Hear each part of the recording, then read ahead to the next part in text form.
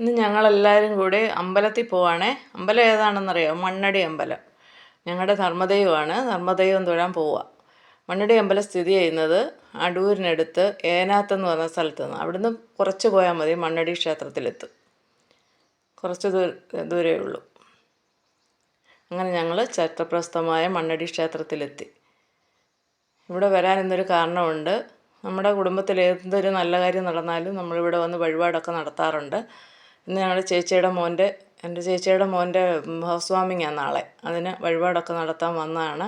അപ്പം ഞാൻ പറഞ്ഞു ഞാനും വരുന്നെന്ന് പറഞ്ഞപ്പോൾ ഞങ്ങളെല്ലാവരും കൂടെ അവൻ്റെ കൂടെ പോയതാണ്. ദക്ഷിക്കാവ്. ഈ അമ്പലം വെളുപ്പിനെ 5 മണിക്ക് നട തുറന്നാൽ 11:30 ഇവിടുത്തെ പൂജയും കാര്യങ്ങളും. ഒരു നേരത്തെ പൂജയേ ഉള്ളൂ.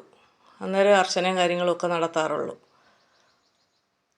അങ്ങനെ ഞങ്ങൾ ദേവിക്ക് മാലയൊക്കെ മേടിച്ച്, ദേവിക്ക് ചാർത്താൻ മാലയൊക്കെ മേടിച്ച് പോയി അർച്ചനയ്ക്ക് രസീതൊക്കെ എടുത്ത് അമ്പലത്തിനകത്ത് കയറി. അവിടെ നിന്ന് നമുക്ക് പോരാൻ തോന്നത്തില്ല അമ്പലത്തിൽ. അത് കണ്ടപ്പം ആനയുടെ ഒരു പ്രതിമ കണ്ടപ്പം ഗോവിന്ദൻ അവിടെ നിൽക്കണം. പിന്നെ ഗണപതി അമ്പലത്തിലോട്ട് പോവുകയാണേ. അതിൻ്റെ തൊട്ടടുത്ത് ഗണപതി അമ്പലമുണ്ട്. വിഘ്നങ്ങളൊക്കെ മാറാൻ ഗോവിന്ദൻ അവിടെ നാളികേരമൊക്കെ അടിച്ചു. നാളെ അവരുടെ പാലുകാച്ചല്ലേ, അതിന് നാളികേരമൊക്കെ അടിച്ചു. അത് കഴിഞ്ഞ് പെട്ടെന്ന് പോവുക, കാരണം അവിടെ വെടിവഴിപാടുണ്ട്. എപ്പോഴും വെടി പൊട്ടിക്കൊണ്ടിരിക്കും. ഞാൻ അവരെയും വിളിച്ചുകൊണ്ട് പെട്ടെന്ന് സ്പീഡിൽ പോയതാണ്. പിന്നെ അവിടെ കമ്പിത്തന്നടയെന്ന് പറഞ്ഞൊരു അമ്പലമുണ്ട്. അവിടെ നമ്മുടെ മനസ്സിലുള്ള ആഗ്രഹങ്ങൾ എന്ത് എഴുതിയാലും അത് സാധിക്കുമെന്നാണ് പറയുന്നത്. അവിടെ എഴുതിയിട്ടാൽ ഗോവിന്ദൻ എന്തൊക്കെയോ എഴുതുന്നുണ്ട്. ഞാനും കൂടെ എഴുതി.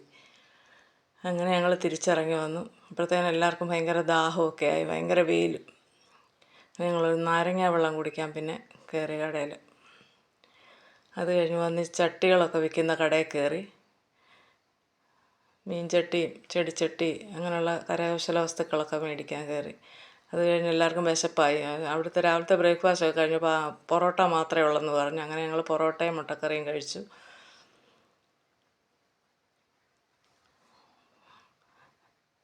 എല്ലാവരും വിശന്ന് പോയായിരുന്നു. ആർക്കും സംസാരിക്കാൻ പോലും വയ്യായിരുന്നു. എല്ലാവരും വിശന്ന് പോയി. അങ്ങനെ എല്ലാവരും കഴിച്ചു കഴിഞ്ഞ് അവിടെ നിന്ന് പുറപ്പെട്ട് ഞങ്ങൾ വീട്ടിലെത്തി.